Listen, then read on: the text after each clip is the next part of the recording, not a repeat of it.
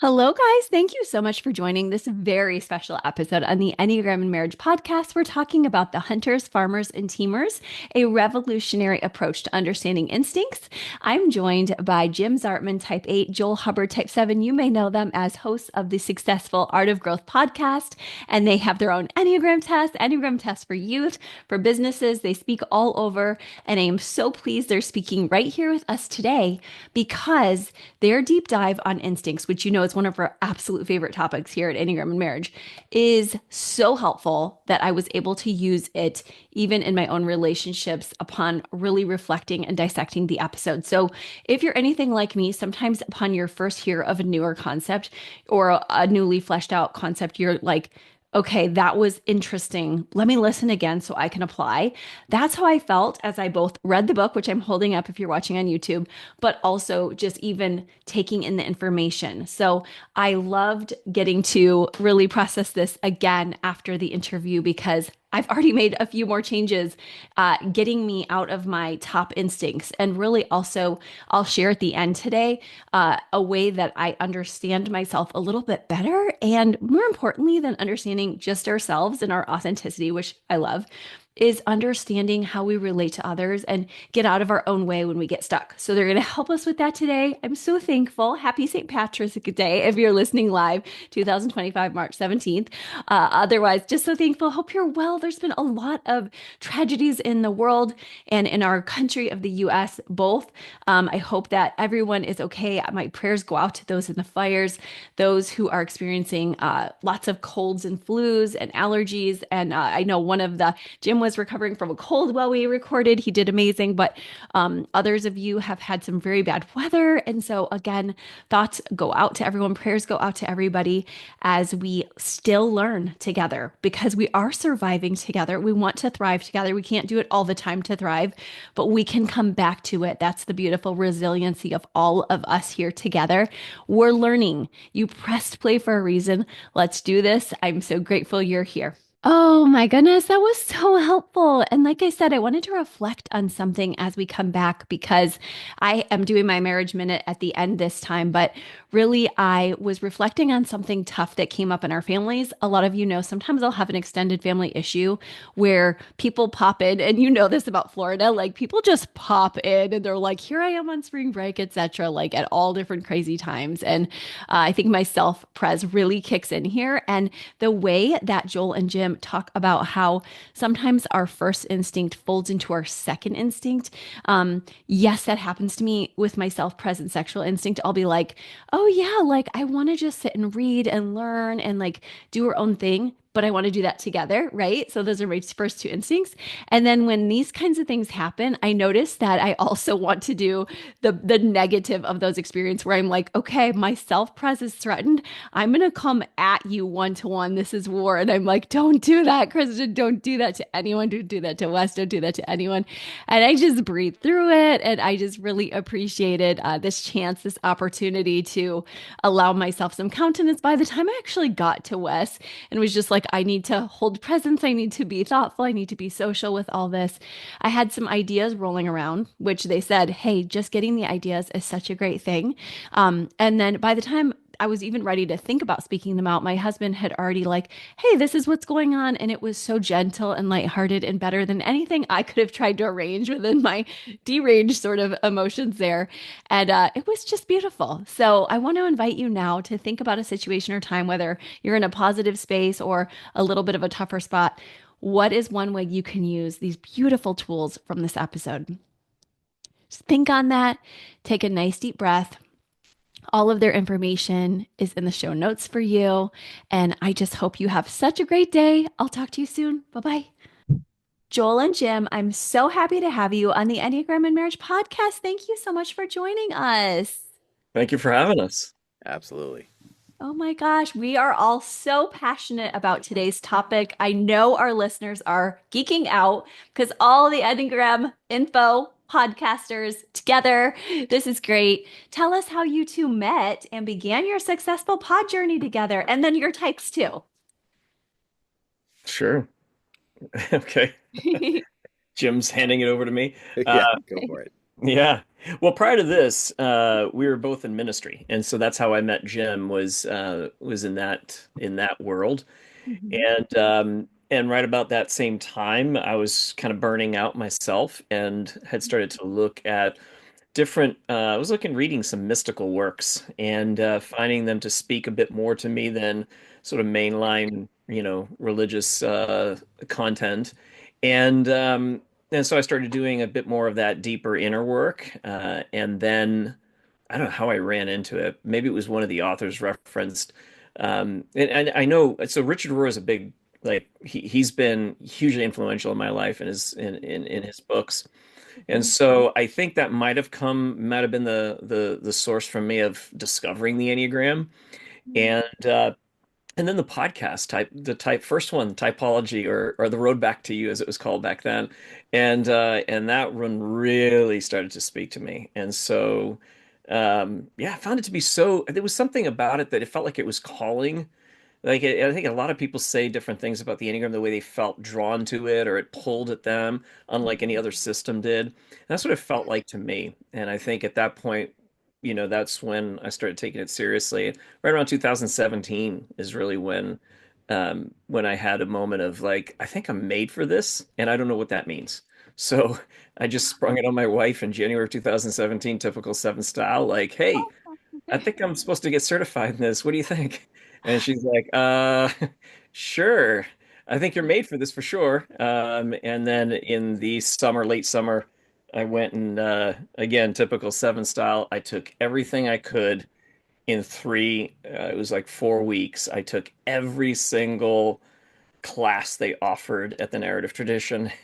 And then after that, we started recording some podcasts. And Jim's like, why don't we do this and see what happens? And so we did. And Jim has more of the stats on this, but it kind of exploded right around that time. So I think it was like when the Enneagram was starting to just when it was starting to cry, it was picking up. Yeah.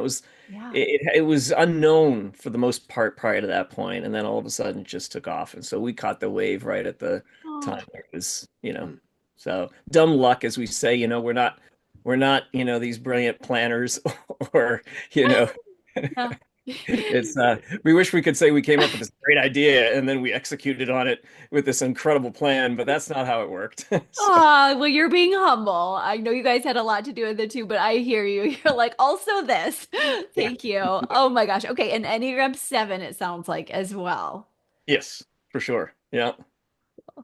Awesome. Okay. Well, tell us if you want to add anything to that, Jim.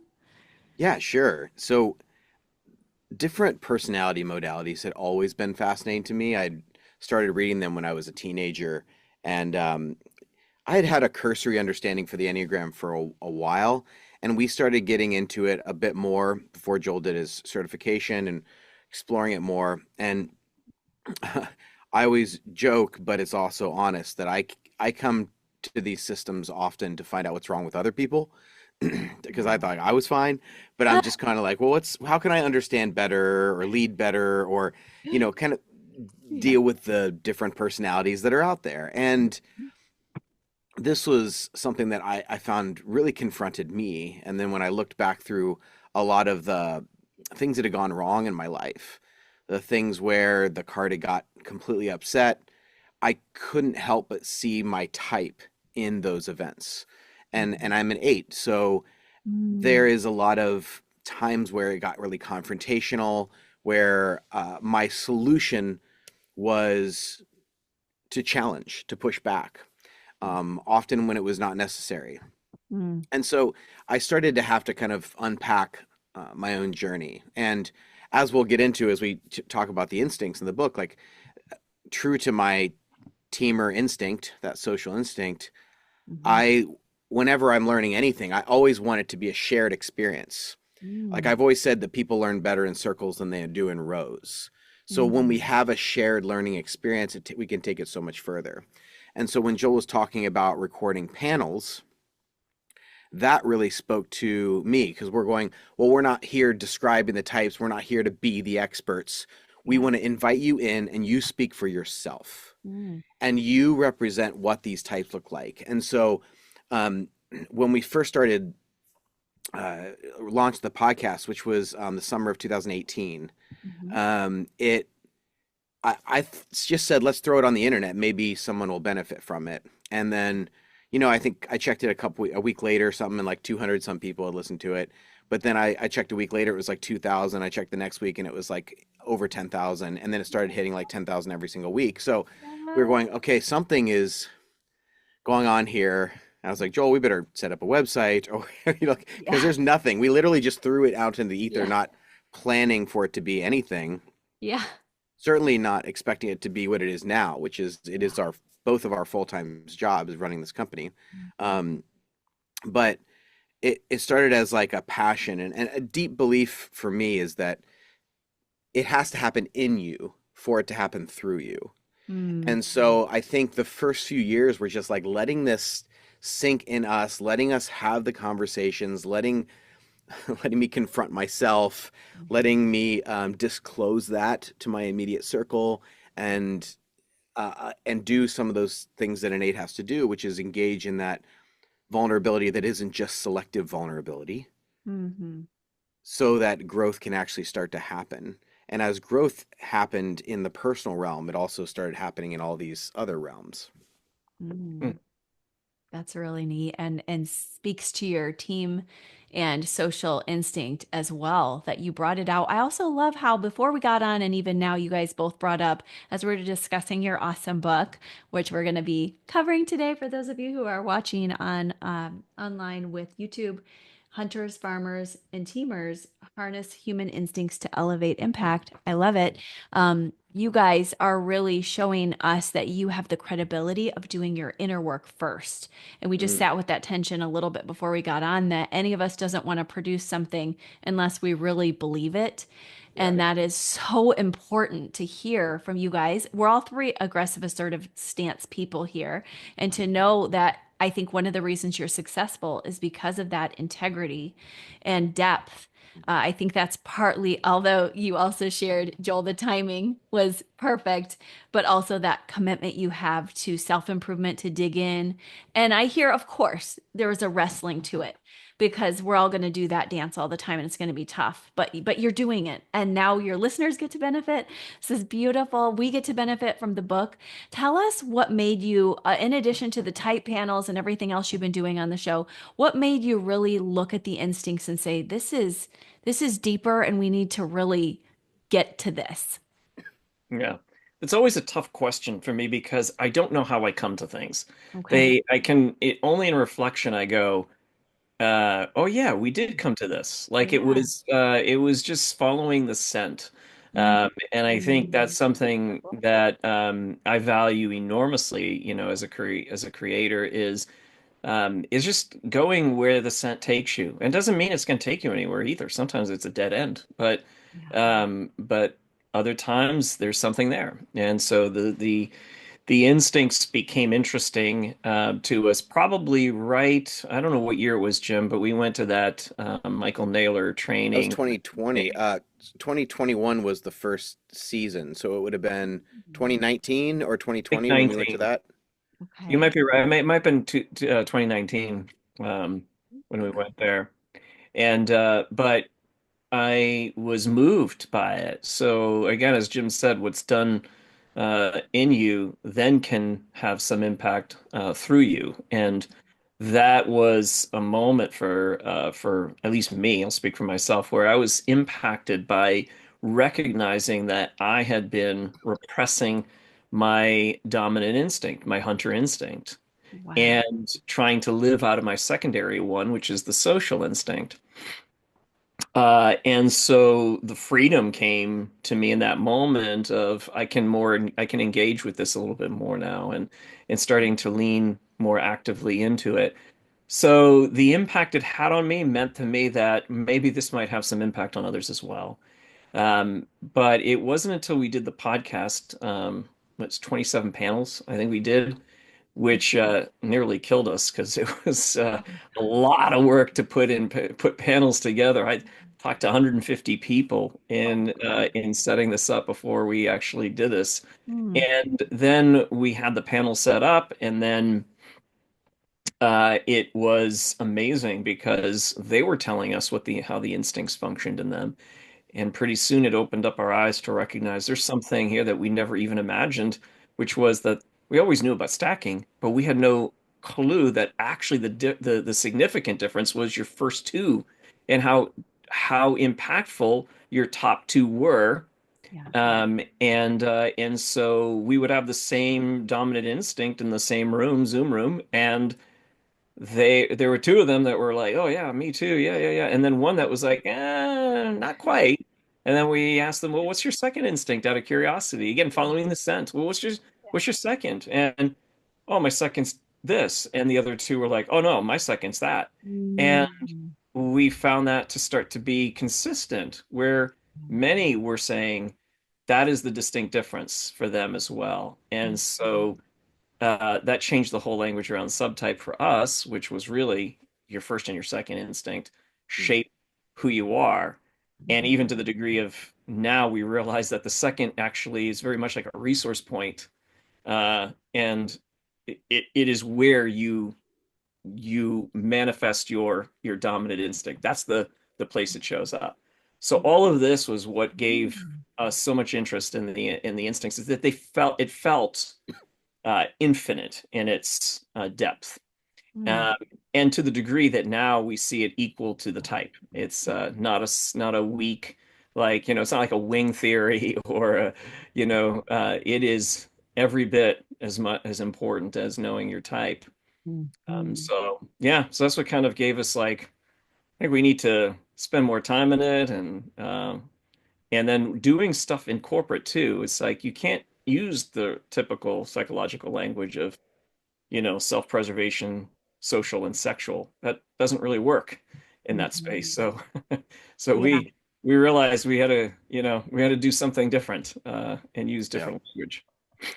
And for people catching up on the terminology, that self-preservation is what we equate to like the farmer, the sexual to the hunter, and the social to the teamer. And Mhm. we use those terms because we as much as we like the developmental, the evolutionary aspect of the original terms, um, and I think to a certain extent they're helpful. It is hard to bring them into certain spaces, and it's hard to see what they look like when it kind of becomes the full grown mature version of Mhm. this, when it's not the developmental stage of life, when it's like an ongoing the way that you tend to want to operate. Mhm. And so one of the things that got us really interested in this, well, I always say, like, I try to figure out what's going on with other people. Like, why are people not like me?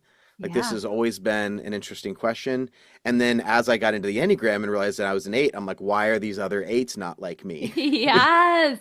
And I was like, the wing thing doesn't quite, Cover it. it's not enough. Mm-mm. And I'd look at, tri-type theory or some of these other theories, and I'm just like, it's just not really Uh, nailing it. But the instincts felt like it just bam, nailed it, especially once we started really talking about the stack.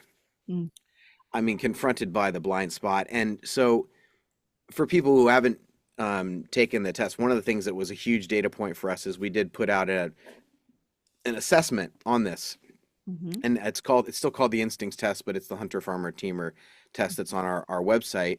And I think it's a really good thing for people to do as a starting point to go and take the assessment, look at their stack to Mhm. say, what is my dominant, what is my secondary, and what is the blind spot, the one that is a little resisted or repressed or forgotten or takes a little bit more effort to integrate.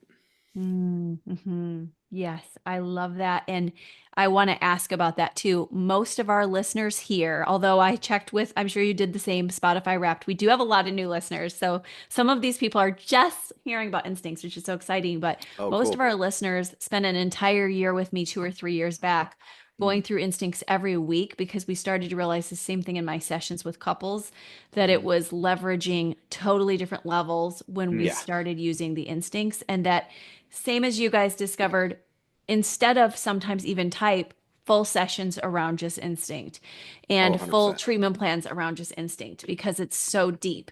And I Mm. love that you're playing with the language because I have started using the language of desire on this podcast, and that helps within the marriage framework. But you certainly don't want to use the language of desire in a workplace setting. You know, it could be a little bit, but it's not the same. And I think that different labels are important for different moments. And I am appreciative that you guys have come up with language for us to use together as colleagues, as friends. And both of you with your social had that, you know, as your primary and secondary. But tell us about this stacking piece again, because I think some of our listeners would like to learn that. And in fact, I do too, when you talk about first, our first dominant instinct, and then you said our second one comes through that. Can you guys explain that to us a bit more? Sure. Yeah. And we're still developing this. So this is a conversation, which Yeah. I love getting the feedback on this because it helps us to get better at, Mhm. what it is that we're intuiting. We're Yeah, sensing something. exactly. There's something here. We're observing something. What is that thing that we're Mhm. seeing? Yes. And so the first one, your dominant instinct, will tend to show up through the secondary instinct. That tends to be how it does its work. So, for example, Mhm. if you are sexual first or hunter first and you are teamer or social second, your Mhm. sexual instinct will find that it prefers to hunt, it prefers to do new things with other people. It does not want to do that alone. Mhm. And it wants and it uses the social sphere as a means to making those connections, those one-to-one connections. Wow. So versus the self-preservation, someone might say, well, then what does it look like with self-preservation? Well, it's like a very big contrast because with the self-preservation, the Mhm. sexual doesn't go looking in the group for that. It looks more towards resources, practical resources. So if I'm going to go hunt, if I'm going to go take on a new project, a new endeavor, I'm going to go resource myself. I'm going to research it. I'm going to lay out a plan maybe a little bit more so. Mhm. And that's going to be more of the approach I take. It's still going to have, within the self-preservation, still your family, your close friends in that little circle. So it'll still rely on that, but that's where it tends to find it more comfortable in that smaller, practical circle than in the big circle, say, of the social sphere. So that's just a quick and dirty. There's a whole lot more we could say about that, but that's kind of the shorter answer on that. Yeah. So the first two instincts, your favorite one, and then when you use secondary, are really tracking together more than I think a lot of us realize. We usually just compartmentalize. Like this is my first one, then I use Yeah. my next one, as though we're all in theory all the time instead of Yeah. practice. You guys are putting it on the ground for us. And maybe you can even give us some examples of you guys at work and your top and secondary, and then we can talk about the third one after. But we would love to hear how you've used this at work, maybe together. Yeah.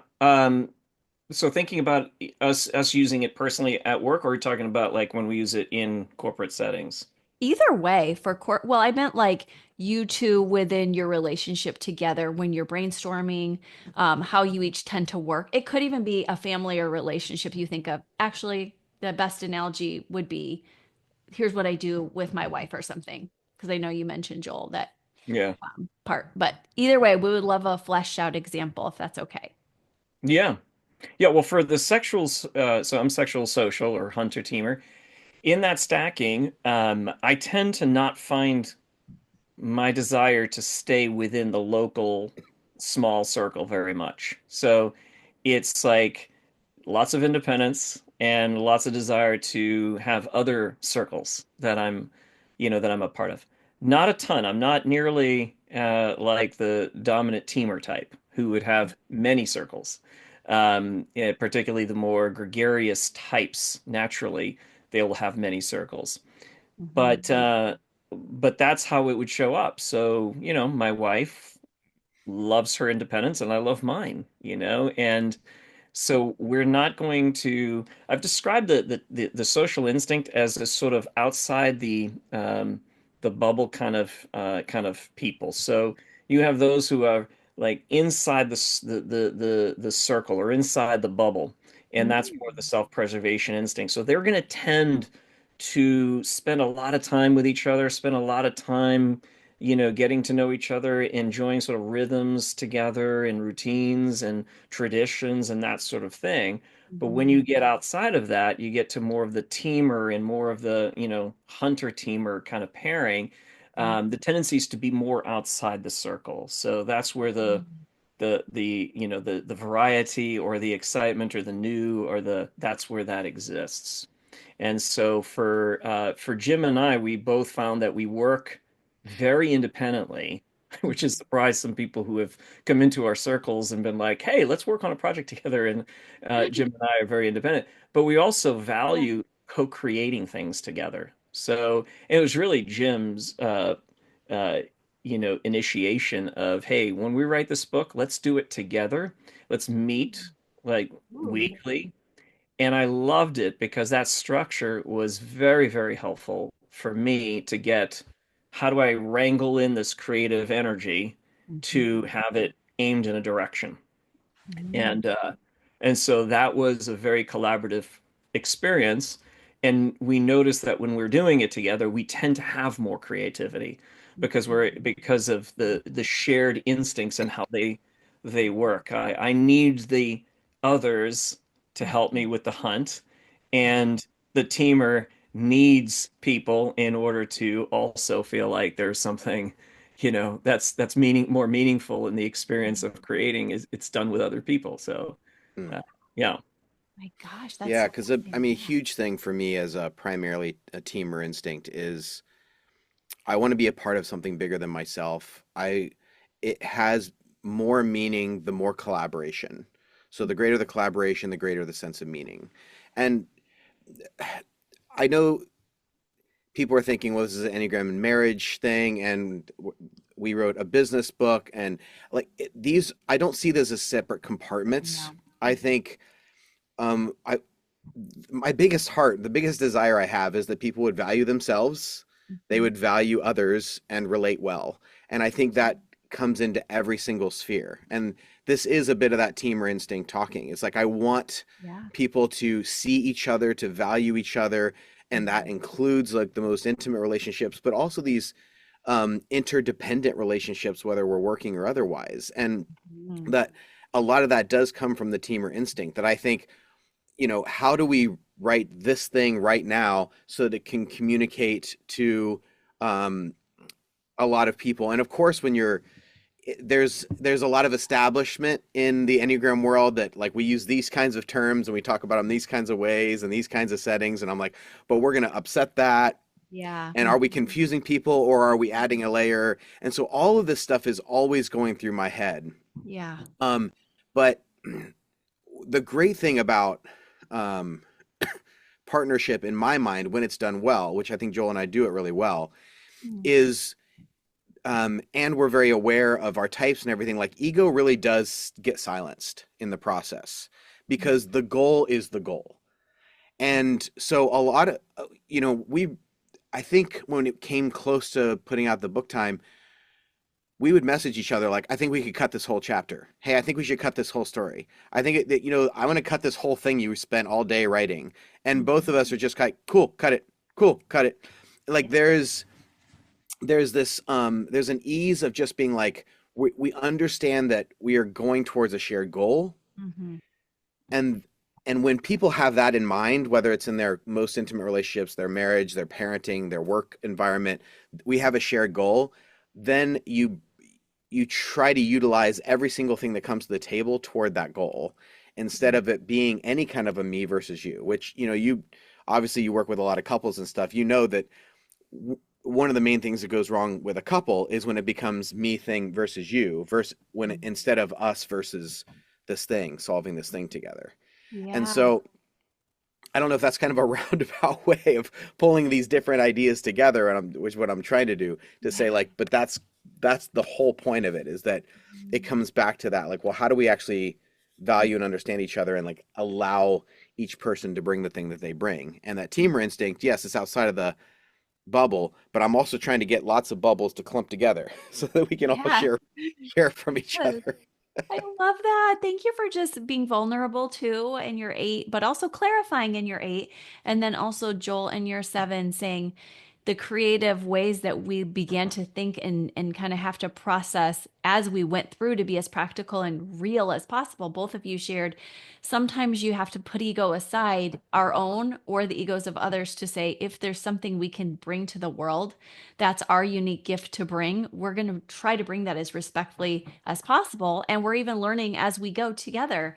So I love that. And I love that you also recognize and are naming here the need for each of these instincts.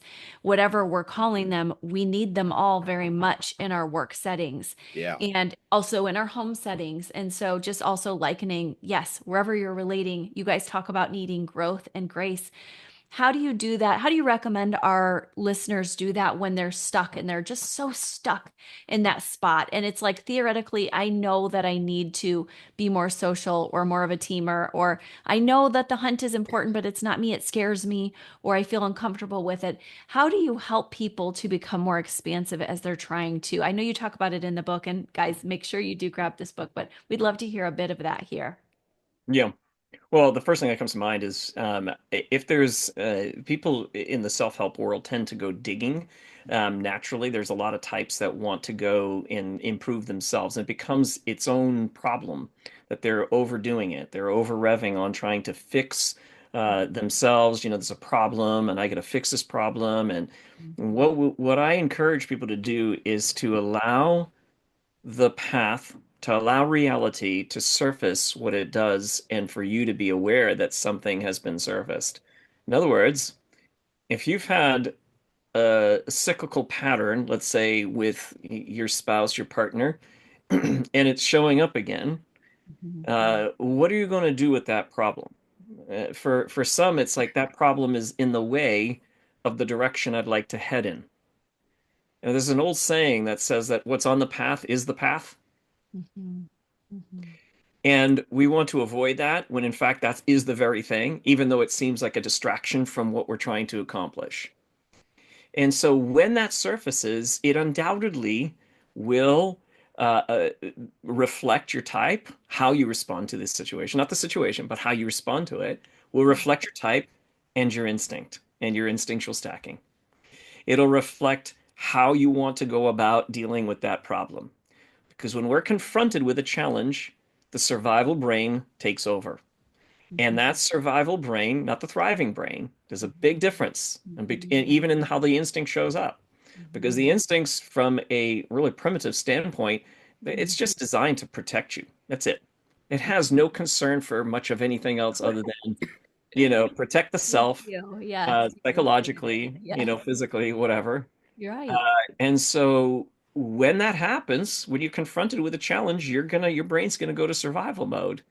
And Mhm. so at that point, it overuses the instinct, the dominant instinct, Mhm. and it ignores the other ones. And so you can imagine your partner probably doesn't have the same stacking as you do, even if you share, Mhm. in the anomalous case that you actually share the same dominant instinct with your partner, the secondary won't be the same. Mhm. And so you're both going to confront each other or the situation through your dominant instinct as a survival mechanism, which means you're not actually able to communicate. And so that's I think a big part of the challenge that then reveals what's going on in terms of your survival instincts. And can you relax, and can you recognize that there's an underutilized instinct there that can balance out the other two? And that's Mhm. almost what the third one does, is it's there to balance, it's there to resource you. Mhm. So if you're, say, self-pres neglected, and you're gonna burn out, you're gonna gas out, you're gonna get physically exhausted, so it's there to serve you. Mhm. If you're hunter or sexual repressed, you need to change. There's change that has to come into your life, and you're resisting the change. Maybe a little bit more self-disclosure to the people that are close to you.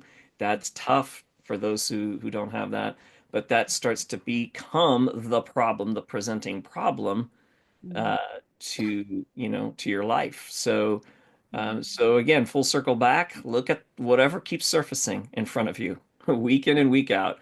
The new challenges, the new difficulties, they're going to activate your type and your dominant instinct. And now you can take a pause, a breath, and ask yourself, am I overdoing? Am I pushing through can I see myself pushing through this instinct as a means to surviving? And now can I relax? And can I listen well to the other instincts present in the family system? And if I Mm-hmm. can, then I can value them. And I believe that you also want to value them inside yourself, even though the third one will be mostly neglected or untapped. Mm-hmm. It's still, you can hear it. It's a quieter voice. It's the one at the table that doesn't speak much, but you Yeah. can hear it a little bit. And if you Mhm. can hear it a little bit, then you can also value it in the others. And we give some language in the book around what's the language of each of the instincts. Because then if you can learn the language, you can start to hear it inside yourself and then hear it in your family as well. Mm. Thank You you. say, you ask a question, you're like, what do people do if they realize they're stuck or they're feeling stuck? Um, and I want to directly speak to anyone who feels that way because I have really good news for you. The second you realize you're stuck, you're not. Mm. The problem is when people don't realize it. When you're repeating patterns and you don't even notice you're repeating the patterns. The second you step into the awareness of realizing you're stuck, that means you are on your way out. And you can start to see. Joel has this great quote we put in the book that when you can see yourself being yourself, Mhm. then you can finally change. So the second the awareness starts to come on your radar that you are seeing, I don't like where I'm at. Well, it's probably because you're you're doing things that don't produce what you actually want. Mhm. And sometimes the hardest realization, especially I won't speak for everyone, but for me in this journey, is especially with the instincts, is the areas that I felt the most stuck. I Mhm. had to admit to myself that my life is functioning exactly as I've designed it to. And so if I want to change it, I need to actually redesign it. Mm. And so that means getting out of whatever that blind spot is. You know, if you're low in that teamer social instinct, you do have to start taking the action of participating in something that is bigger than yourself to start feeling different. It Mhm. doesn't go, we spin, a lot of us in the Enneagram world, we talk about like the head, heart, and body. And Mhm. I feel like a lot of the not that great forms of like therapy or coaching, but the not so great forms, it spins the wheel backward. It tries to think different so it can feel different, so it'll act different. And that's spinning the wheel in the wrong direction. We have to spin it the other way. We have to act different. That creates makes us feel different, and then we actually think and believe differently. And so Mm. if you're low in that team or instinct, participating in something bigger than yourself starts to spin the wheel in the right direction. If you're low in that hunter instinct and you go, what could be a calculated risk? Mm. Who is someone that I could connect with? A person that I could individually connect with, Mm. who could help me take this step. Like for me, that farmer instinct, that self-pres instinct was the lowest. And Mhm. anytime I came up to anything that had to do with that realm, I felt like wearing one of those t-shirts like I don't feel like adulting today because Mhm. that's what it felt like to me. It felt like all this pressure of like needing to be, structured and organized, and it made me feel incompetent and insecure, and I'd start to pull back or shut down or default to others, which is something that can happen in that space. You start to actually not even trust yourself. And Mhm. then instead of inviting yourself to like, okay, well, what's a way that I can um, move at the rhythm of this thing? And Joel has some good stuff in the book as far as like there's like a pace that's different with each of the instincts. Like the Mhm. hunter instinct it's got the highest amount of speed, Yeah. right? It's moving quickly. And that Mhm. farmer instinct, it wants to slow things down and be a lot more calculated. And so when Mhm. I'm doing something that is a farmer task, I have to breathe, slow down, be Mhm. more thorough, try to take in a broader perspective. And Mm. when if I'm need to be in the teamer mode, I'm able to shift between those. Like we talk about the teamer is it's a lot more of the generalist than it is the specialist, and it's comfortable moving between these different realms. Wow, that's so helpful because people that are feeling that sticky spot, like you said, that's the encouraging news is you being aware is really great. And also, as Joel said, like this is a lot of it unconscious lower brain survival pattern. So just you noticing it, taking that breath and pause is a great step. And I love how you're sharing how hard it is internally for you too, Jim, to just put it on. It feels so foreign and awkward. But when Yeah. you just do it, you see the benefit of it. And sometimes if you overthink it, which I had a client talk about today, they had to just start doing something because Hmm. overthinking did not provide Right. the resource. All they did was negatively chain forward of what could Right. happen. And that I also want to say that I think sometimes when I'm in one of those modes, just even a few minutes of it, the dominant instinct can help me to get that courage. Let's say I need the Mhm. self-preservation instinct because I'm tired. And I just 5 minutes of laying down and doing a quick breath work exercise can then help me Mm, to go to the harder instinct. Maybe it's the social. really And good. I think that's important for you to realize. I think that I feel that's very clear in your book that you guys talk about how we're not against the dominant instinct, right? It's Right. great. No, it's your gift. It's your light to shine in the world. And the thing that we advocate a ton of is we're not looking to minimize anything. We're not looking to tell you that you're too much of this or you're too little of that. That's not the point of this at all. It's actually to recognize there is something remarkable about who you are. And there is this beautiful light about you, Yeah. and it includes, it's not the only part, but it includes your type and your two instincts, your dominant and your secondary. And so when that gets to shine brightly, well, it looks beautiful.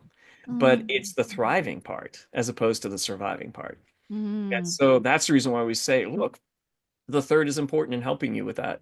Because when you're in only the first two, you're in a loop, and that oscillation turns into some nasty feedback sounds, and it just goes around and around and around and around, and you burn yourself out on those two.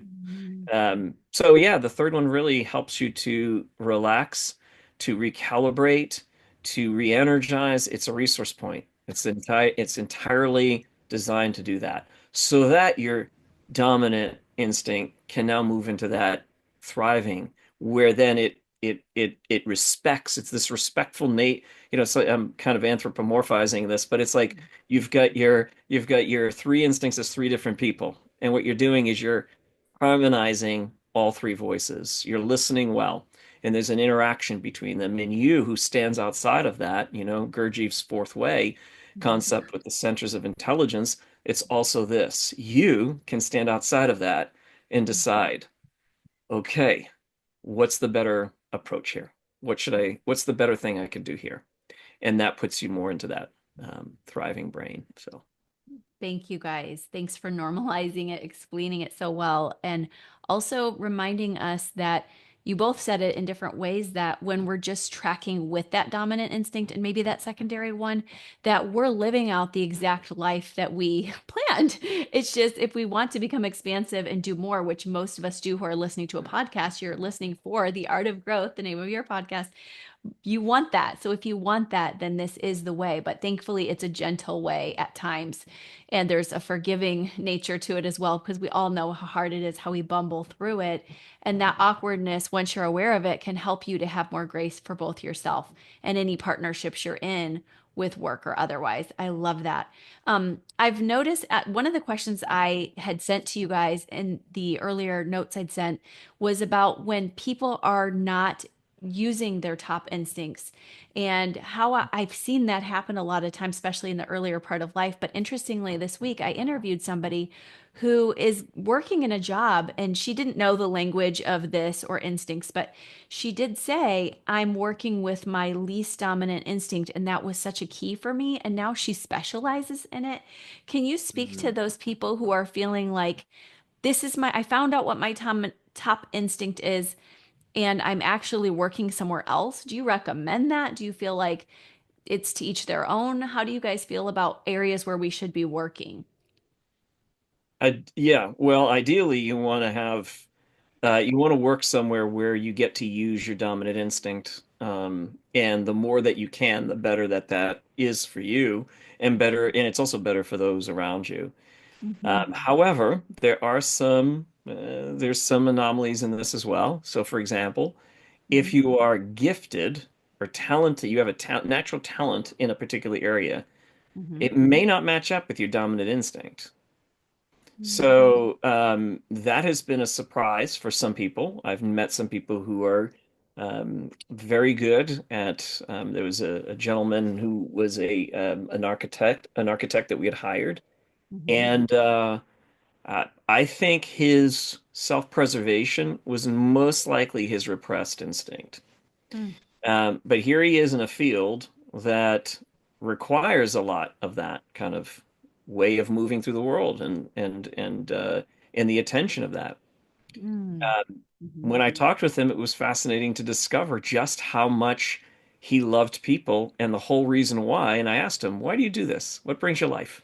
And he Mm-hmm. said, "Oh, getting to know people and getting into their stories and listening to them, and it just is so rewarding for me." And he spent way too much time with me. He had no concept of like how much time, because I mean, Wow. he wasn't charging us.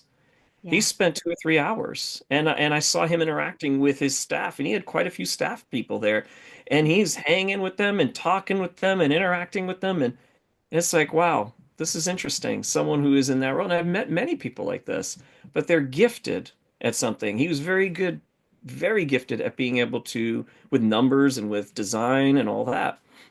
That happens, Mm. but he managed to figure out a way of getting his dominant instinct needs met through a lot of collaboration, and that's how he did what he did. And he won That's people over wonderful. to himself, and he was always busy, always had business, he was very successful, but Oh, it's wow. because of his winsome personality, and he was very much into the stories of people wanting to make sure they felt supported and seen and all that. So there's a lot to that that I think is helpful for people to conceive of if they can, if they have the autonomy to do so, yeah, Mm-hmm. to move more towards that. But there are also plenty of stories of people that we've coached who don't have the autonomy, and their role is really specific, and it requires an instinct that is their third or their repressed instinct. And that's a recipe for burnout. For those Mm-hmm. people, I say, get a plan and exit as quickly as you can. Save yourself, and look for something where you can do that. You can use your dominant instinct. Yeah. We coached somebody in burnout who had been promoted because he was so good at what he did. He got promoted to manager. He has no social or teamer instinct. We worked through it. He said, "That's my repressed, and I don't even. It's not even an interest to him." It's like, Wow. and here he is as a manager of a team, and he burned Yeah. out hard. And so that's my advice. Get out if as much if you Mhm. can, get out, look for something where you can do that.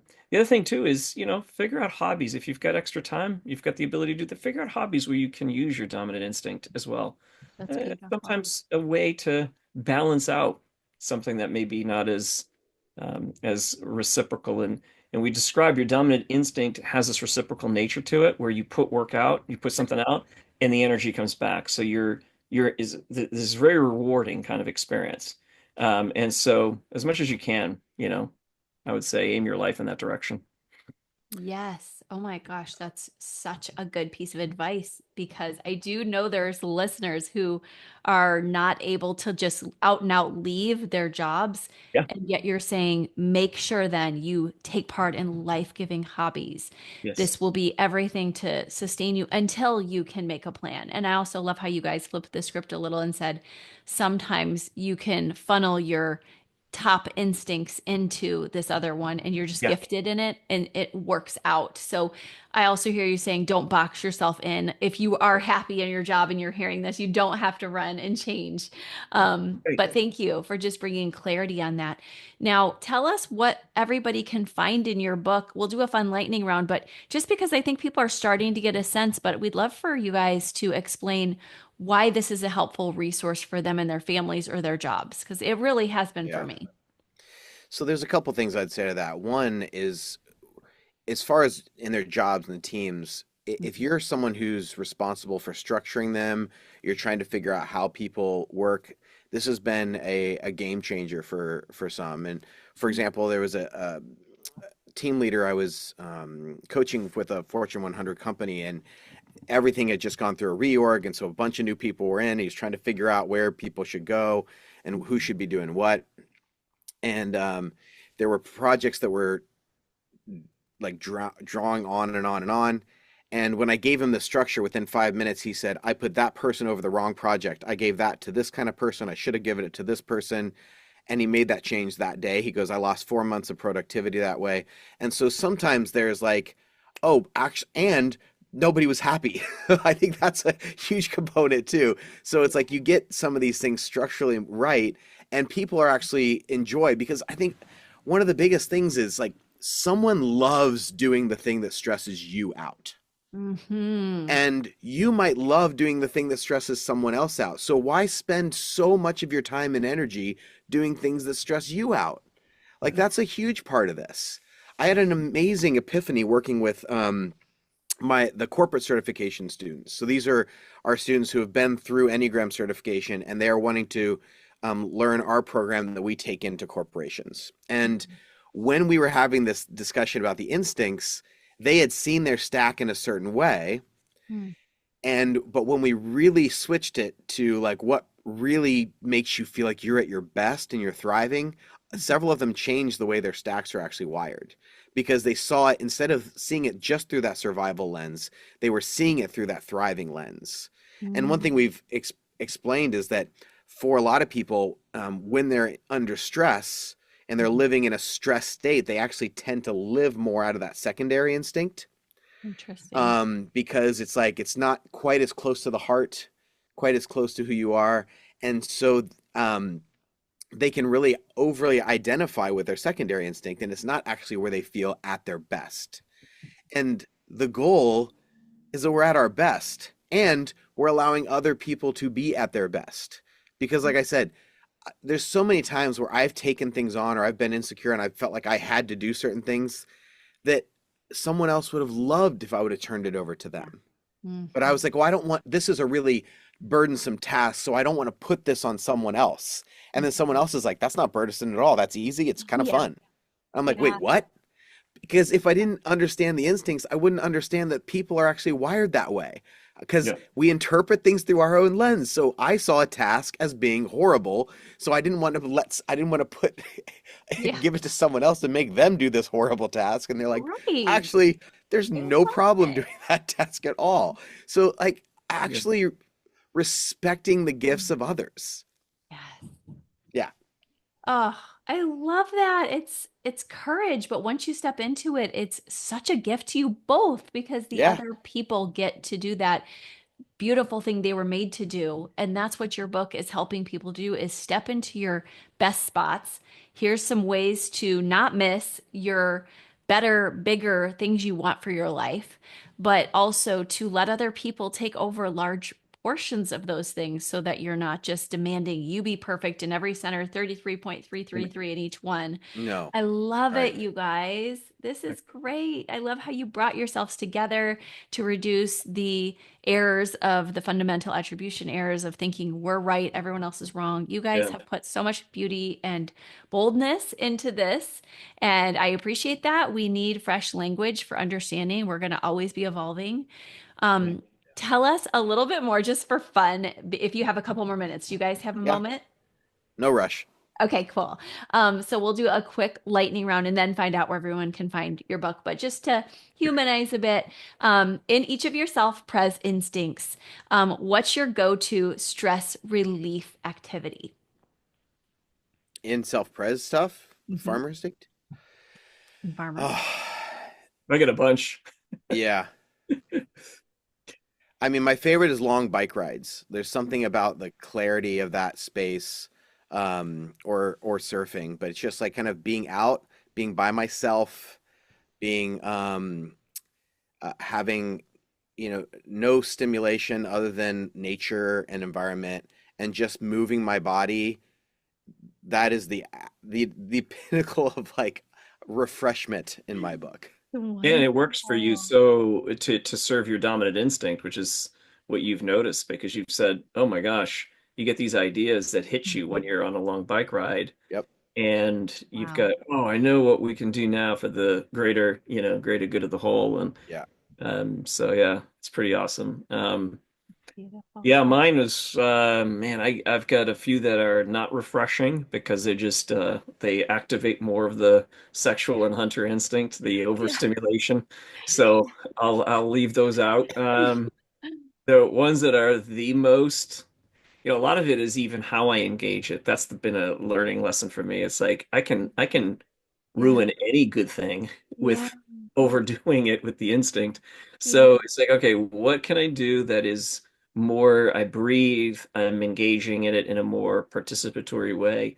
So I play a lot of racquetball, and that's a definite wonderful outlet. But I notice that when I really feel good, it's when I've gone into there without as much as the competition, because there's the hunter instincts. I mean, all you hunters out there, all you sexual types, you know how competitive we are. And just going in there with like pull back on the competition. You're Mhm. here, enter into it more self-pres. And when I do that, because it is my repressed instinct, when Yeah. I move with that instinct, which is a different rhythm, it's a different pace. So slow down, it's methodical, it's easy, it's lighter. When I do that, then I come back and I feel refreshed. Oh, this was a great experience. So Oh, yeah, beautiful. Yes, you bring moderation to it. And yeah. yeah, that's so welcoming for I'm sure a lot of people who are like, that's a repressed one for me. I needed that. Okay, with you guys. Okay, what about the hunter or sexual instinct? What project or idea or creative element is currently energizing you the most?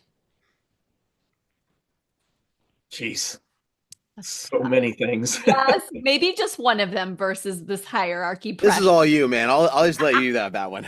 Okay. Yeah, I think, I mean, it's there's always a hunt. There's always something, Mhm. ooh, that's interesting. I should pursue that. Yeah. So I've been doing a lot of to all of you who are IFS lovers, internal family system lovers. Yeah. I have fallen head over heels in love with it, plus cognitive science and everything that has to do with the inner workings. And so I've been doing a lot of listening to that, practicing with it on myself, and starting to use it with some clients. And I find that it just is such a perfect match to the Enneagram because it's we're already interacting with the different parts of us. I even have my clients talk to their different uh, centers. So like, hey, talk to the two inside you, or talk to the five inside you, or the eight inside you. Mm-hmm. And we have this harmonic that we use where it's like the seven drops down to the four in the heart center and drops down to the one in the body center. And so talk to the four inside you. And how would it view this issue that you have in front of you? How would it engage with it? How about the one inside you? And so that has been something I have really, really enjoyed getting into. And so, yeah, I mean, that's what comes to mind right now is there's always something, buzzing about. So it's good to have Jim around because he can kind of sometimes go, okay, this is what we're looking at. This is what we're working on today. Yes. So good. And I know a lot of people within that hunter instinct are going, okay, now I've got to learn more about that too. Like your passion is seen and validated, and then Thank thankful, you. like you said, for Jim as well. Okay, so Jim, then the social or the teamer, describe your Mm, ideal team dynamic in a few words. Just something that you're like, this makes me feel like we're all in the healthiest of circles and we're able to mm. step outside of the circle and yeah. It's a huge thing to me that everyone is making a contribution. So like Mm, anytime I've done like even a group coaching or whatever, it's like I want to hear from everyone. Like find your voice, speak for yourself. Everyone bring your puzzle piece to the table because that's the only way we're going to make something beautiful. I don't like when in any kind of environment I don't like is when someone dominates or they take over or they're taking up all the room or they're trying to push other people around. There's also that eight part of me that doesn't like anyone trying to control a particular what's going on. yeah. It's the ideal space is everyone gets to play, Mm, everyone gets to contribute. And it's funny, Joel's talking about racquetball and not bringing too much hunter into it. Like I do jujitsu, so it's a combat sport and it's two people who are like literally physically trying to dominate and control the other person. Mm. But to me, it's not fun unless it has a playful, like everyone's trying to make each other better atmosphere. Like I don't like it to be a very competitive environment. It should be a camaraderie thing, because if I can beat you every time and I just do the same thing, Mhm. there's no, you're not getting better, I'm not getting better. We're not really playing. So like in a highly even an environment that seems like it's really difficult or intense or whatever, I want to play. I like sing and make jokes and Mhm. like make weird comments and stuff like that when I'm sparring or rolling with people, because Yeah. to me there should be an element of play in all of it. Yeah. If everyone's playing, everyone's contributing, oh, that's just dang good stuff to me. Mm. Yeah, that's beautiful. And you're casting the vision well. And I think of that social instinct as so thoughtful and kind towards others. And yet, of course, we all know we need that hunter instinct to also have an idea to spread out. And we need that self-pres instinct to get the rest we need, or that farmer instinct to plant and to be able to Yeah. allow things to saturate and to have Yeah. margin so that we could do all of this. This is great, you guys. Tell us where we can find your book, and for those who haven't yet heard your pod, for how they can find you there too. Yeah, so the Art of Growth podcast, you can find that anywhere. And then for people who are newer to the Enneagram, sometimes I point them to our type specific podcast. So something we did last year is, if you just look up like Enneagram Type 1, you can go and listen to all the Type 1 panels or all the Type 2. They're on their own separate podcasts. The main podcast and where we're talking about all of this right now Yeah. is on the Art of Growth podcast. Mhm. And then the book itself, you can find it through Amazon.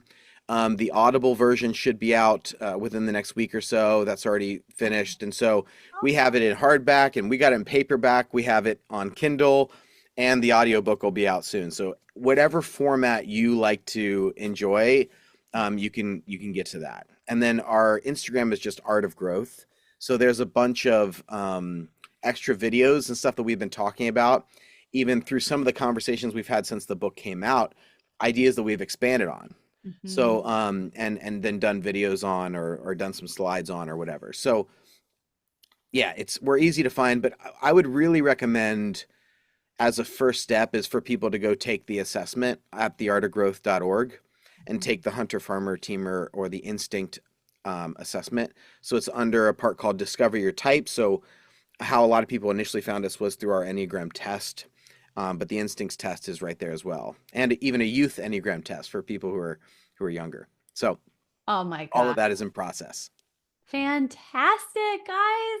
You are doing so much so well, and as balanced a way as possible. Thank you so much for your time today with us. Trying. So grateful. Oh, Good. it's so great. Thank you so much for having us. We really appreciate. It's really an honor to feel like we're contributing to the conversation, because so many people have done such great work that contributed to our lives, and Mm. now I feel like this is again the teameristic. Like we're all contributing to this space together now, and that's really a wonderful thing. Yeah. Beautiful. I appreciate you guys doing that. I agree that wholeheartedly. So let's keep it up.